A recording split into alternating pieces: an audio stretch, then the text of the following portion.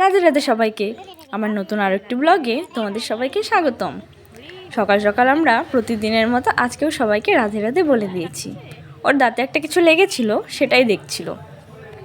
সকাল সকাল ওর ছোটদাদার সাথে বেরিয়ে পড়েছে ঘুরু ঘুরু। বাইকে উঠলে কী যে আনন্দ পায়। এদিকে মারও কয়েকদিন থেকে শরীরটা খারাপ, তো আমি ভাবলাম রান্নাটা আমিই করে নিই। ওইদিকে ভাত বসিয়ে দিয়েছি, এদিকে মশলাটা করে নিচ্ছিলাম। আসলে কাটা বাটা থাকলে পরে জোগাড় যন্ত্র করা থাকলে রান্নাটা করতে দেরি হয় না, তাড়াতাড়ি হয়ে যায়, তাই একে বেটে নিচ্ছিলাম। ওদিকে তরকারি বসিয়ে দিয়েছি, কাটা তো সব আগের থেকেই করে নিয়েছিলাম। এই যে দেখো, এটা আমার কচুর তরকারিটা কিন্তু কষানো হয়ে গেছে। ওদিকে আমি আরেকটা কড়াইয়ে বসিয়ে দিয়েছি কিছুটা করলা ভাজা, আগে করেছিলাম পটল ভাজা। এই যে এটা মাছের ডিমের বড়া করে মাখা করেছি।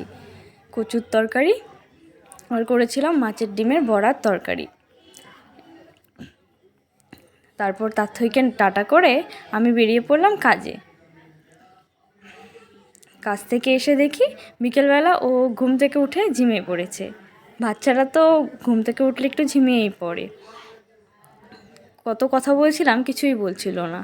তারপর ওর সাথে কিছুক্ষণ খেলাধুলা করে আমি চলে গেলাম ছাদে। কাপড়গুলো সেই সকালবেলা মেলা হয়েছিল এত রোদে, কিন্তু তোলা হয়নি, তুলে নিলাম কাপড়গুলো।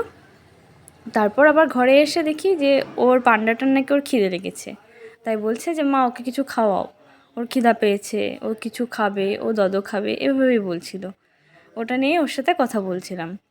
তারপরে এই যে আমার সন্ধ্যা আরতি করা হয়ে গেছে, আমি ঠাকুরকে ভোগ নিবেদনও করে দিয়েছি।